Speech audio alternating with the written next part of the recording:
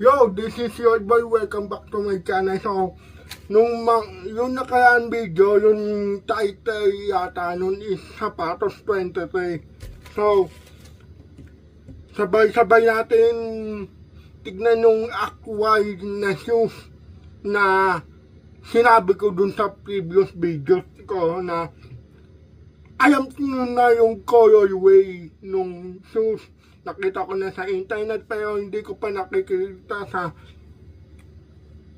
actual na shoes. So,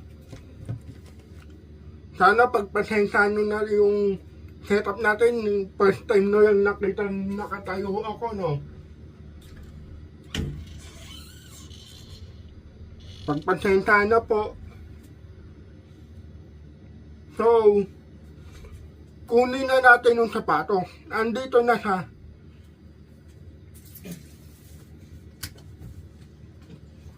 Hindi ko naman nakayain na ganito kalaki yung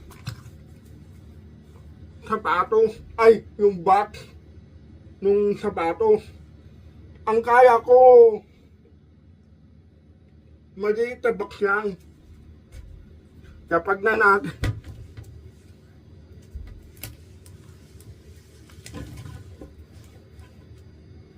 So, hindi ko na ipapakita yung pagbukas ko ng box.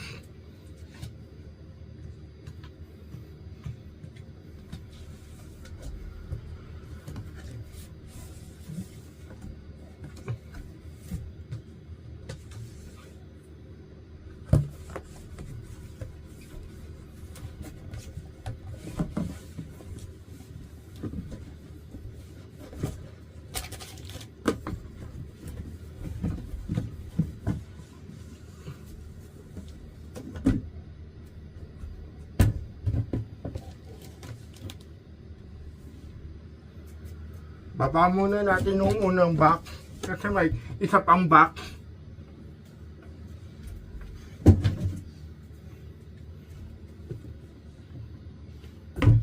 Teka lang. Magbabalik ako.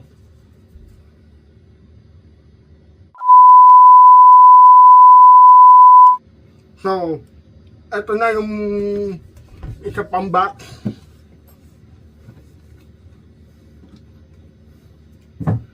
Ayan po siya. So, pakita ko na lang yung mga inclusions ng shoes na yung nasa box.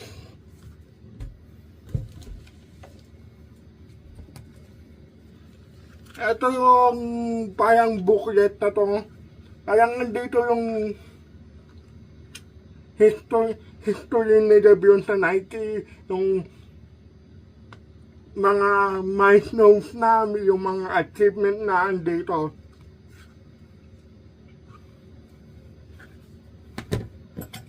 Tapos may maliit na pouch na kasama na may signature na may logo ni Lebron na bago. Tignan natin yung yaman ng pouch.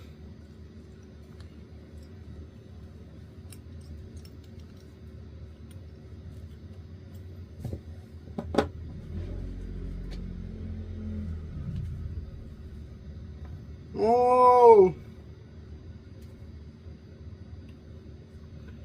Ang laman ng pouch is ng pangalan ng shoes na The Chosen One and The One Who Chose. Alam natin kung sino yung The Chosen One. Saka yung isang The One Who Chose. Kaya natin kung sino yung The One Who Chose and The Chosen One.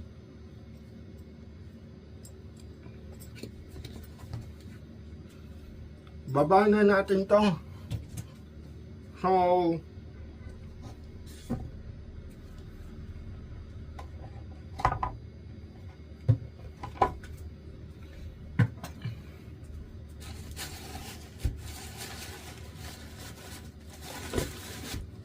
Ang ganda nung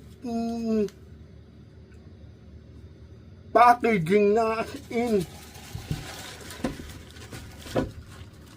Ito, may parang may bag pa na dust bag kung tawagin.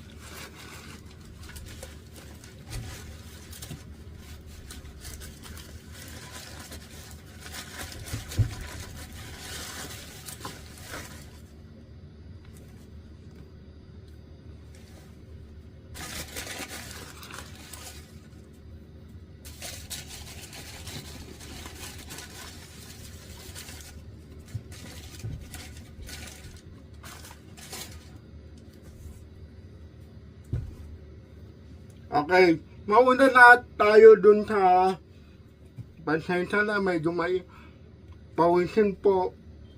Mauna tayo dun sa Yepsu. Yepsu.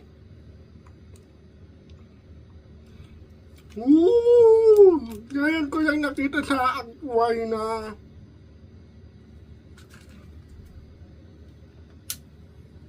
video na show. Ito yung colorway na the one who chose yung tribute na kay Brownie, yung the first father and son na nagayo sa NBA. Ito yung colorway ni Brownie. Kaya tribute na. Ito yung colorway na The Chosen One. Ayan o. The Chosen One. Ito naman nire-represent na si LeBron. The Chosen One.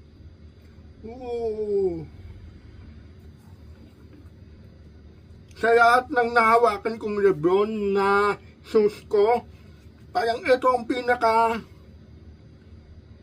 magaang sa lahat.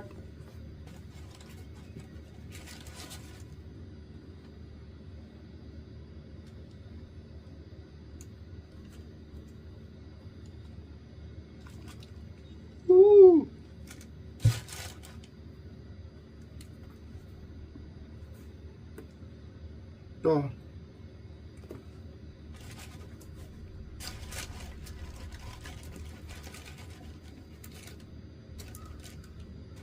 Nga pala, may kasama siyang extra races for the Violet Pearl. Violet Pearl ba? Tama. May kasama siyang pearl. Doon sa dalawa yata, dalawang paes yata itong pearl na to. Saka maganda sa sapatos ngayon ni LeBron is ano sa to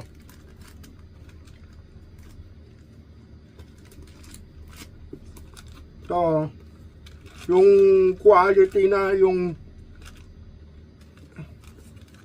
yan yung XDR extra durable, pwede siyang pang outdoor. So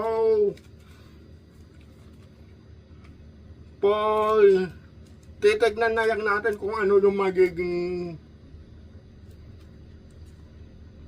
price sa paa na ito sa coming week o coming month bago ko kayo balikan the one who chose.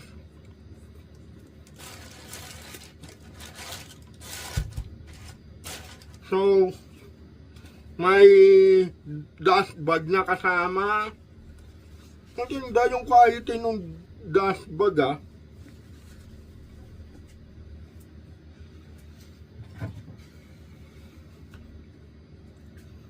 Kumbaga, parang pinag-isipan nila yung 23rd na signature ni Lebron. So, maganda yung packaging, yung total presentation ng shoes. Kasi, 23rd season ni Lebron, 23rd shoe, sakto sa number na. So, may una akong gustong colorway, yung Uncharted. Nabanggit ko na sa past video, last video ko na limited stock lang ang kinuha ay nilabas nung Uncharted na colorway ng Lebron 23 na 40k yata, 40k scoring champ, yung all-time scoring, yung parang tribute kay Lebron sa pagpas na sa 40,000 points, yung Uncharted, yung unang colorway. Tapos yung pangalawang colorway, nabanggit ko na din yung Miami Twice. Pero dito ako na-intriga sa colorway dito. Ayan o. Side view. Para kita pa nyo. Ayan o. Violet and gold. So, sa previous na mga sapatos ko na Lebron, pag panglaro, Lebron talaga ang kinukuha ko. Kasi, minsan, pinamamama ko din ng Lebron. Kasi minsan bagay sa baggy pants, sa sweatpants, yan. Pero, simula 20, nagsimula 20, 22, 23, puro HDI ang outsole nung Lebron 23. Dito pa lang kitang-kita sa ngayong parte nung outsole na zigzag. Ewan ko kung ano tawag dito sa parte ng outsole na. No, isa sa nakita ko nag-debut na ito is yung sa TikTok, yung si Kai Ibes, si Kuya Jog, na talagang ginamit na yan sa court. Pero titignan natin kung kailangan break-in ba o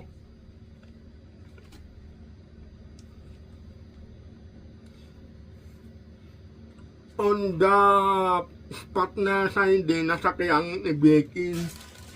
Saka isa pa nakita ko sa dito, ang Nike logo na is minimal lang. Ayan o. Hindi tulad dong sa Miami Twice. Andito yung logo. Saka malaki yung logo ng Nike dito sa Miami Twice. Saka parang kung titignan mo sa parang simpleng sapatos yan. Kapag pag tinignan mo yung detalye na parang shiny plastic yung gamit o ewan ko kung ano material ito. Correct me if I'm wrong. Saka yung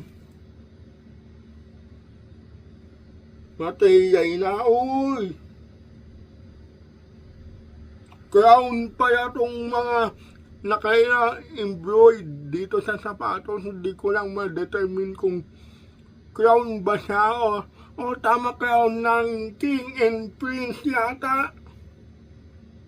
So, the chosen one. Ewan ko sa Nike kung bakit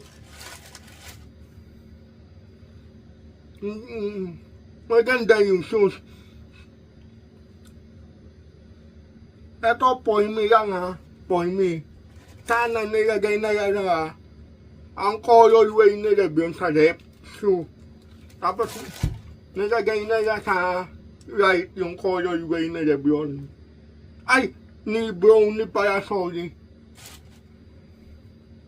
So, that's Poime nga pero in total, gandang-ganda ako dito sa sapatos na to. Maraming nagsasabi, maraming pangyayabas na kulay na maganda. Pero dito ko nakita yung parang kuminang yung mata ko. Wow! So, sabi na, bakit kumuha ka agad ng ganyan colorway? This is my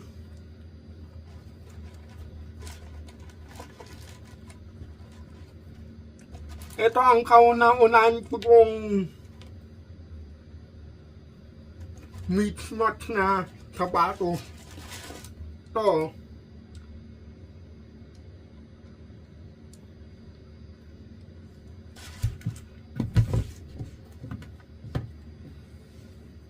Ang pagkakamali ko lang,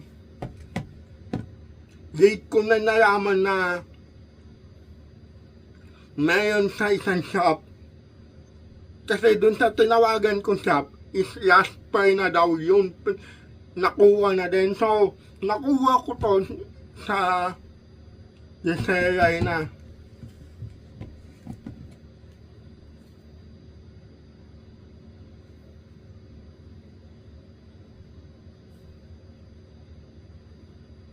So,